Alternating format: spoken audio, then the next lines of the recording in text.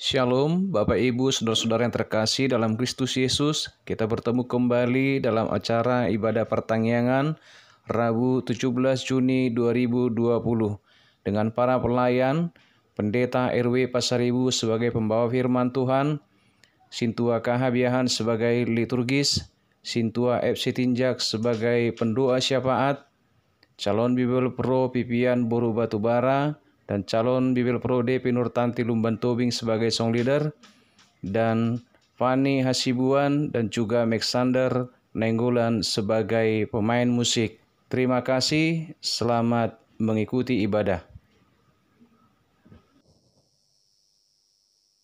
Shalom, selamat malam buat kita semua. Kita patut mensyukuri kepada Tuhan Yang Maha Kuasa, di mana kesempatan ini diberikan kita kesehatan. Kita kembali berkumpul untuk memuji memuliakan nama Tuhan lewat ibadah pertangyangan kita pada malam hari ini. Acara pertangyangan keluarga Seresort Martoba Medan, Distrik 29 Deli Serdang, Rabu 17 Juni 2020. Kita bernyanyi dari buku ND nomor 575 ayat 1, Pujima Debata Nasokal.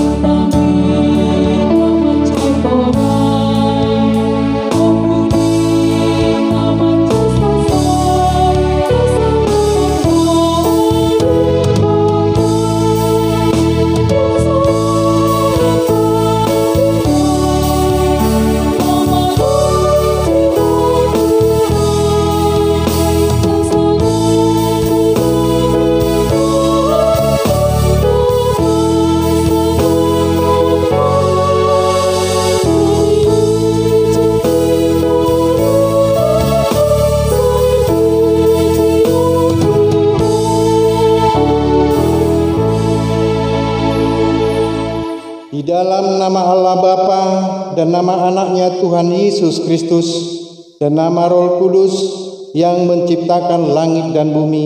Amin. Demikian firman Tuhan Allah, orang yang benar itu akan hidup oleh percayanya, tetapi tidak ada damai sejahtera bagi orang-orang fasik. Haleluya. Marilah kita berdoa.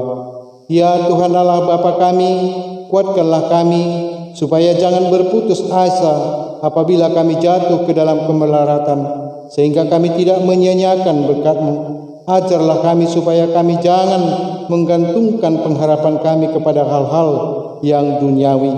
Perlengkapilah kami dengan iman yang teguh, agar kami bersama-sama dengan seluruh orang percaya menjadi pewaris kehidupan kekal.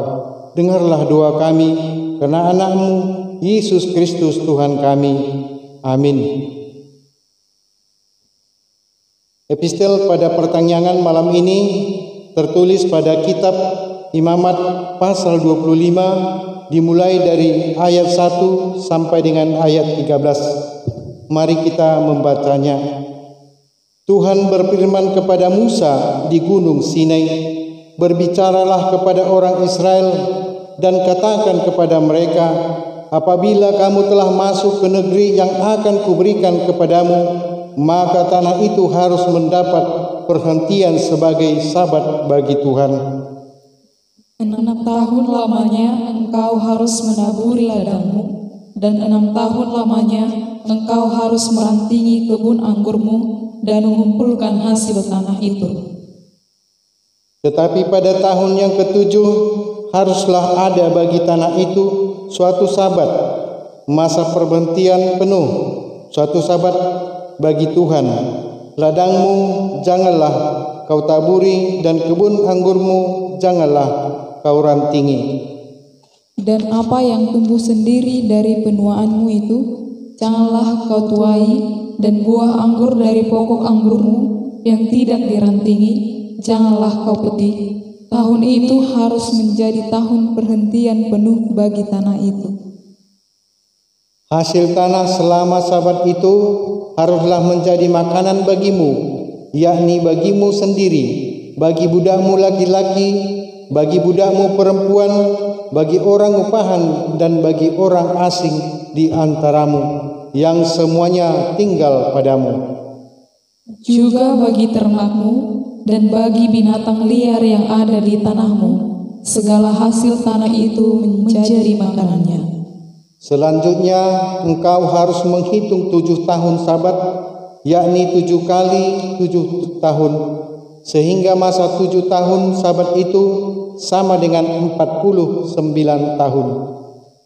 Lalu engkau harus memperdengarkan bunyi sangkakala di mana-mana dalam bulan yang ke-7 pada tanggal 10 bulan itu. Pada hari raya pendamaian, kamu harus memperdengarkan bunyi sangkakala itu di mana-mana di seluruh negerimu. Kamu harus menguduskan tahun yang ke-50 dan memaklumkan kebebasan di negeri itu bagi segenap penduduknya. Itu harus menjadi tahun Yobel bagimu, dan kamu harus masing-masing pulang ke tanah miliknya yang kepada kaumnya. Tahun yang ke-50 itu harus menjadi tahun Yobel bagimu.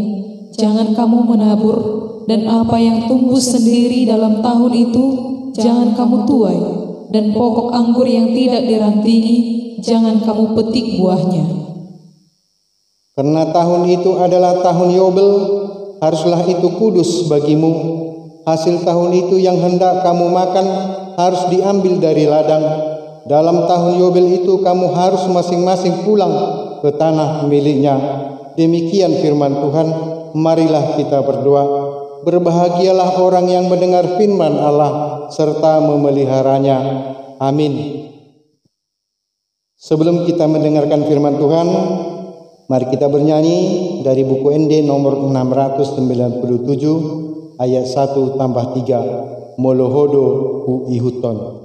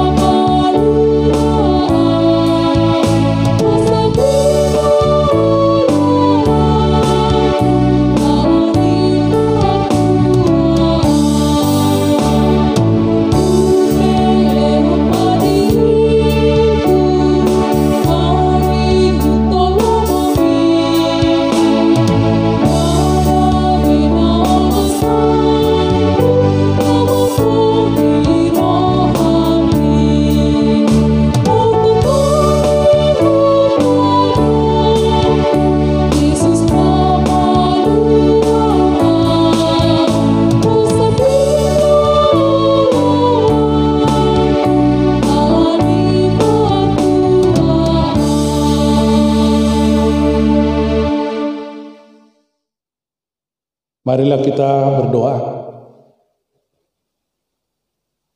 Anugerah dan damai sejahtera dari Allah Bapa, dari Anak-Nya Yesus Kristus, kiranya menyertai Bapak Ibu Saudara sekalian. Amin. Firman Tuhan yang menjadi khotbah pada pertanyaan kita malam hari ini dari Wahyu pasal 7 ayat 1 sampai dengan ayat 3. Kemudian daripada itu aku melihat 4 malaikat berdiri pada 4 penjuru bumi, dan mereka menahan keempat angin bumi, supaya jangan ada angin bertiup di darat, atau di laut, atau di pohon-pohon. Dan aku melihat seorang malaikat lain muncul dari tempat matahari terbit. Ia membawa materai Allah yang hidup, dan ia berseru dengan suara nyaring kepada keempat malaikat yang ditugaskan untuk merusak bumi dan laut. Katanya, janganlah merusakkan bumi atau laut atau pohon-pohon sebelum kami memeteraikan hamba-hamba Allah kami pada dahi mereka. Demikian firman Tuhan. Bapak, Ibu, Saudara sekalian, pada pertanyaan kita malam hari ini, firman Tuhan mau berbicara tentang keselamatan yang universal. Keselamatan seperti yang kita yakini dan kita pahami adalah merupakan anugerah Allah yang diberi atas dasar kasih dan kemurahannya. Keselamatan itu terus berlangsung secara kontinu, bahkan di tengah-tengah kondisi COVID-19 yang sedang kita hadapi sekarang. Kalau di dalam perjanjian baru, keselamatan dinyatakan dalam diri Yesus Kristus melalui seluruh karyanya di dunia ini. Misalnya seperti pengajarannya, pelayanannya, bahkan puncak dari semua kebaikan itu, keselamatan itu adalah kematiannya serta kebangkitannya dari kematian. Tindakan penyelamatan Allah itu bersifat universal, bukan hanya untuk orang Yahudi tetapi juga non-Yahudi, bukan hanya untuk manusia tetapi juga untuk alam. Bukti-bukti mengenai keselamatan yang universal perlu disampaikan karena situasi jemaat dan masyarakat saat itu begitu mencekam. Di sana ada kemiskinan, iman yang mulai luntur mengendor, bahkan munculnya guru-guru palsu, serta kuatnya tekanan sosial politik dari pihak penguasa. Adanya fitnahan dari orang-orang Yahudi serta maraknya penyembahan kepada berhala-berhala. Kaisar Domitianus juga diposisikan sebagai Tuhan dan dewa dan mengklaim dirinya sebagai penguasa alam semesta. Maka setiap orang wajib menyembah dia. Yang tidak menjalankan kewajiban tersebut ditindas bahkan sampai dibunuh. Saudara sekalian, di tengah kondisi dilematis seperti itu, Yohanes menyampaikan pesan mengenai keselamatan yang akan mereka terima hanya dari Allah, bukan dari dewa, bukan dari Domitianus, tapi dari Allah dan Anak Domba, yang kuasanya melebihi kuasa yang ada di bumi. Pesan ini ingin menyampaikan akan terjadinya pemulihan, peralihan situasi dari yang terkekang menjadi bebas, dari kegelapan menjadi terang,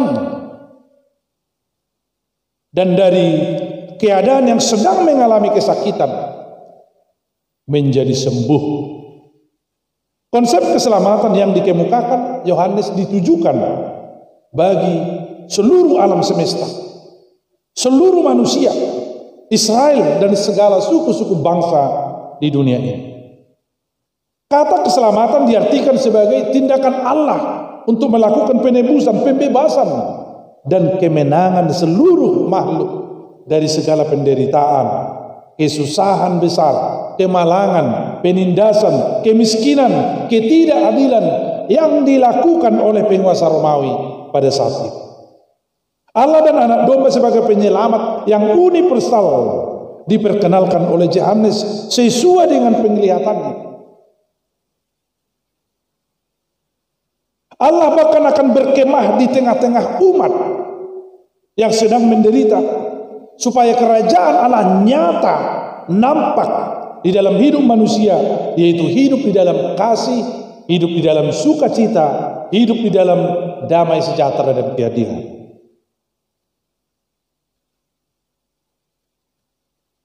Segala bentuk penderitaan yang dialami pada saat itu akan diakhiri bukan oleh kebaikan Kaisar Domitianus, tetapi sungguh-sungguh anugerah yang diberikan Allah melalui Anak Domba.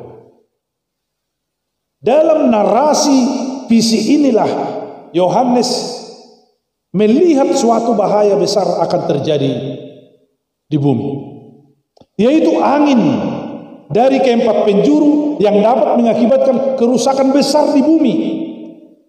Namun ada 4 malaikat yang masih menahan angin-angin tersebut, sehingga belum dibiarkan terjadi kerusakan di bumi, laut dan pohon-pohon. Malaikat tersebutlah yang mengendalikan kekuatan seluruh alam dan berwenang untuk mengendalikan kosmos. Yohanes juga melihat ada seorang malaikat lain yang datang dari tempat terbitnya matahari. Malaikat itu menurut Yohanes membawa suatu materai Allah yang hidup.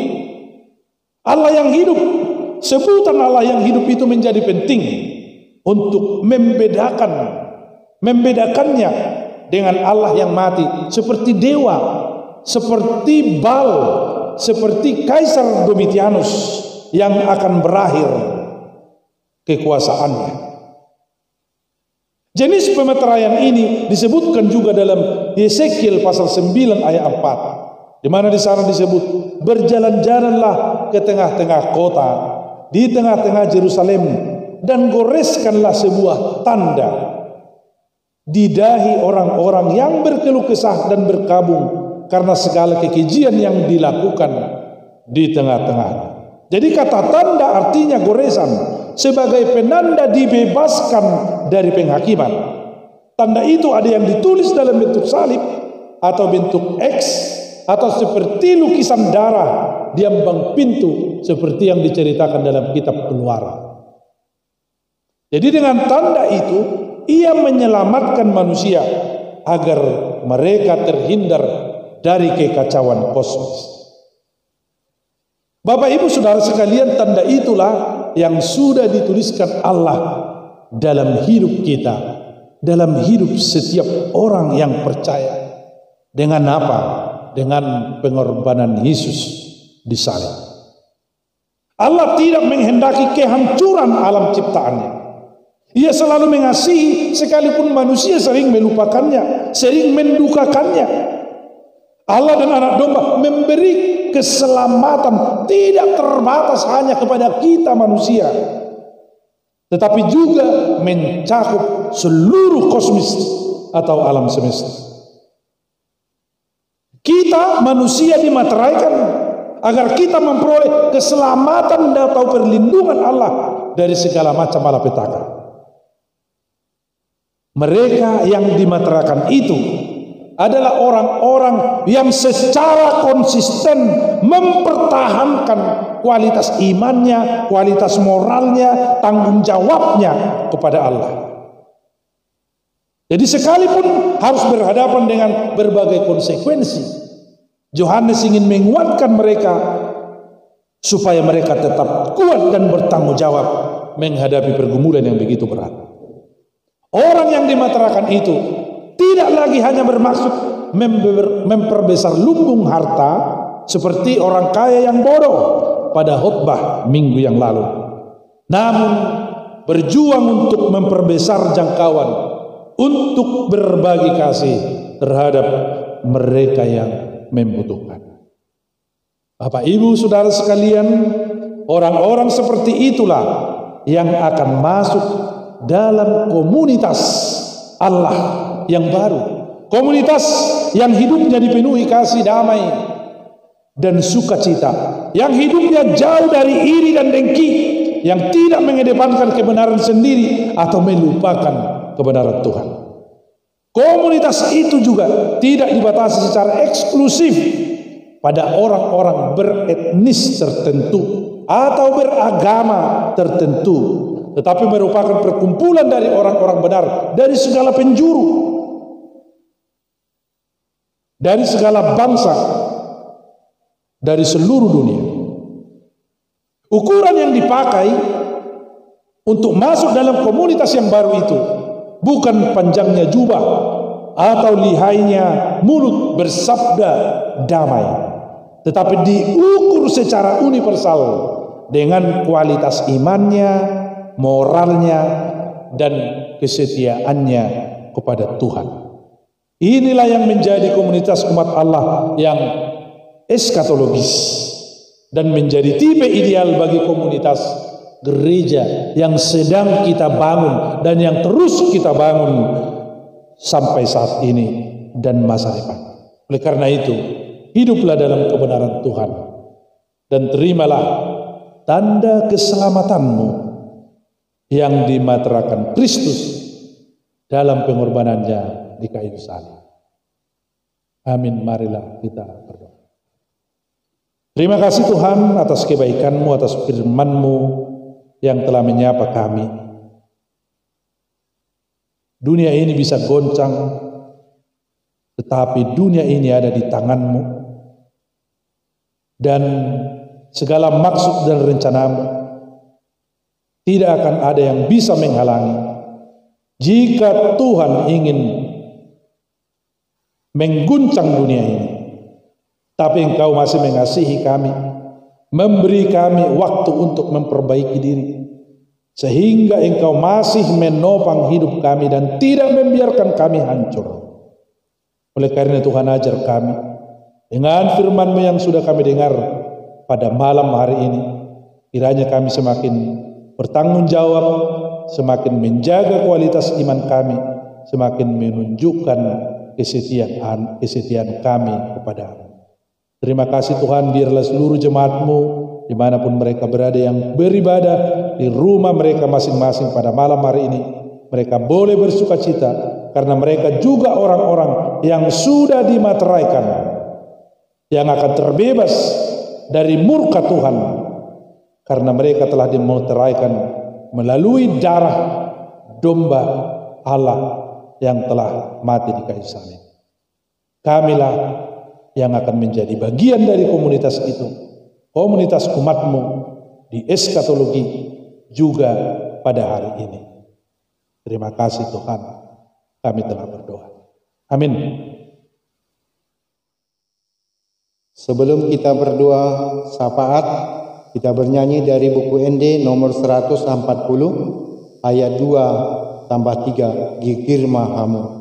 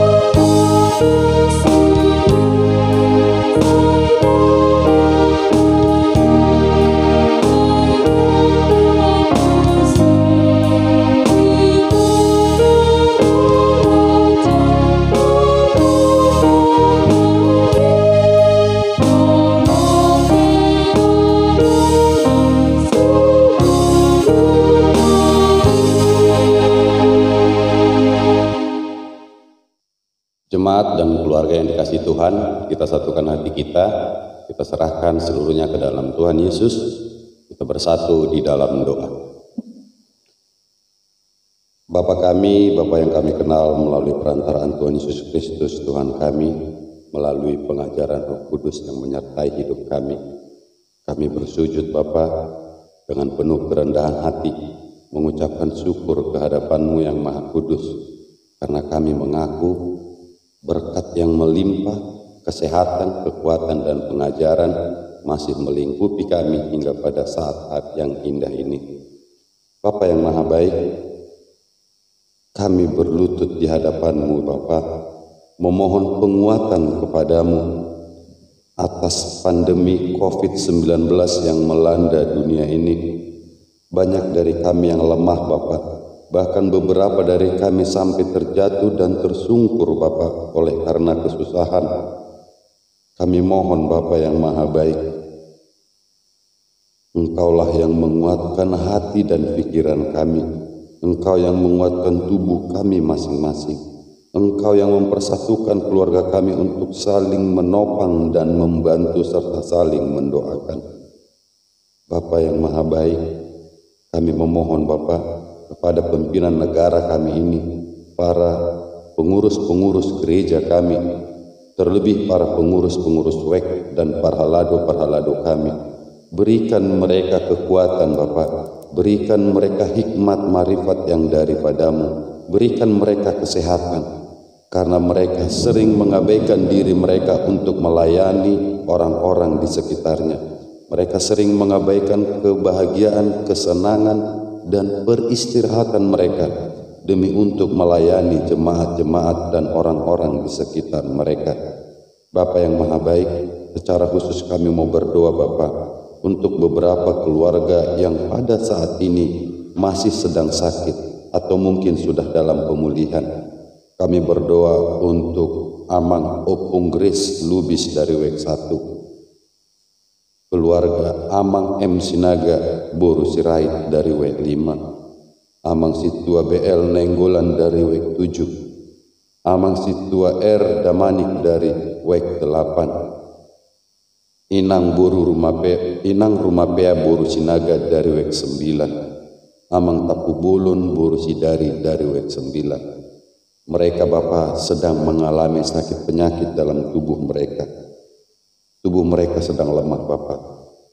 Kami mohon Bapa, Engkaulah menguatkan hati mereka.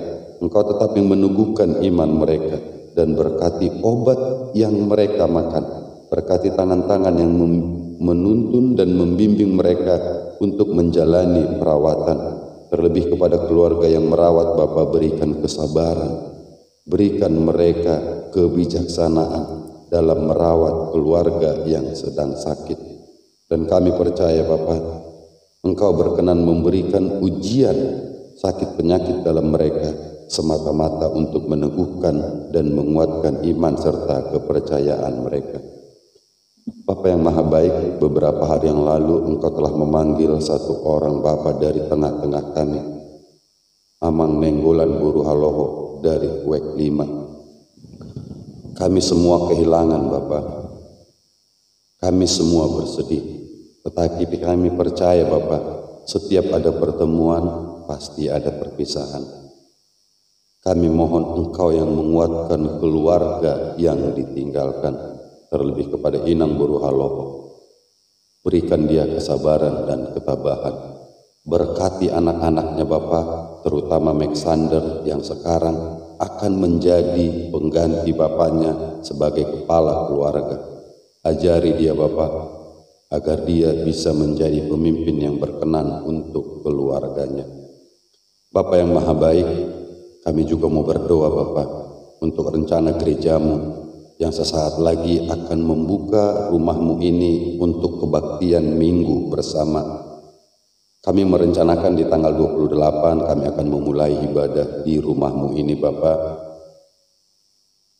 Ibadah pertama akan kami mulai dengan keluarga Parhalado sebagai GR untuk persiapan pelayanan ke seluruh jemaatmu, dan juga sebagai sosialisasi ibadah dalam kondisi new normal. Kami mohon Bapa, ajari kami Bapa agar kami mampu mempersiapkan ibadah tersebut. Ajari kami Bapa agar kami bisa mempersiapkannya dengan baik. Jauhkan rintangan dari kami, dan sekiranya Engkau berkenan memberikan rintangan, ajari kami Bapa untuk dapat menyelesaikannya dengan baik. Kami juga mau berdoa Bapa untuk kami semua yang memberikan hati, pikiran dan waktunya dalam pelayanan. Ajari kami Bapa agar kami tidak salah melangkah. Ajari kami Bapa agar kami benar-benar melayani Engkau, bukan untuk memegahkan diri kami. Ajari kami untuk rendah hati dan merendahkan diri kami di hadapan-Mu. Terpuji nama-Mu Bapa. Kami percaya Engkau telah menghapuskan dosa pelanggaran kami melalui perantaraan darah suci anak-Mu yang tercurah di kayu salib. Ajari kami Bapa untuk tetap menjaga warisan ini, warisan yang indah ini, hingga nanti Yesus Kristus datang kedua kalinya menghakimi orang yang hidup dan yang mati. Kami mau serahkan seluruh permohonan kami, seluruh ucapan kami, hanya ke dalam tangan pengasihan-Mu. Dalam nama anak Yesus Kristus kami bersyukur dan memohon. Amin. Kita bernyanyi dari buku ND nomor 672 ayat 1+3 tung godang situtu las disom mahita papung pelean.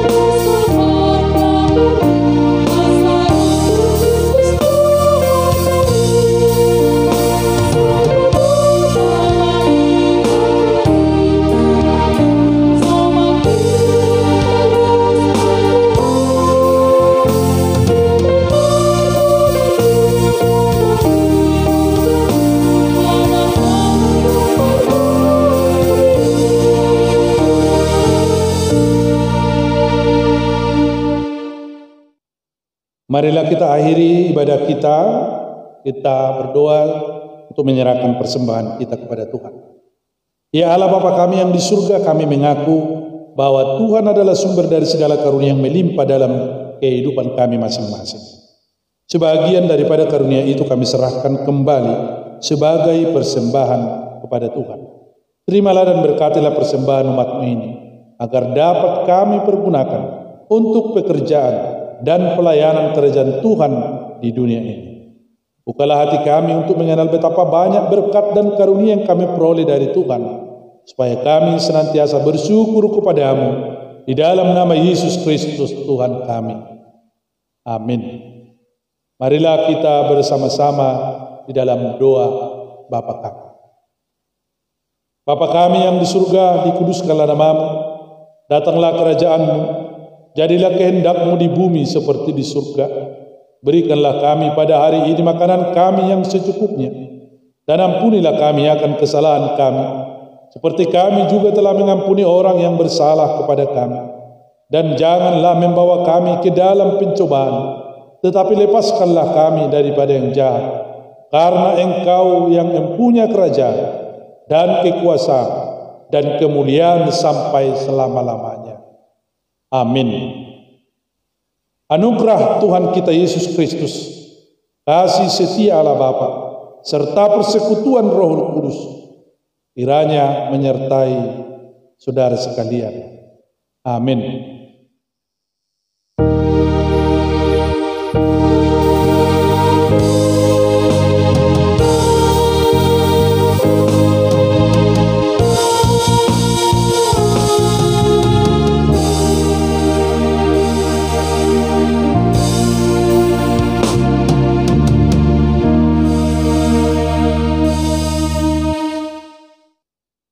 Bapak Ibu Saudara sekalian, karena ibadah kita telah berakhir, kami mengucapkan selamat malam. Semoga ibadah kita pada malam hari ini menjadi berkat buat kita semua, dan kiranya kita tetap setia beribadah di rumah kita masing-masing, juga nanti ibadah keluarga, ibadah minggu yang akan kita lakukan pada hari-hari berikutnya. Terima kasih, selamat malam, semoga Tuhan memberkati. Shalom.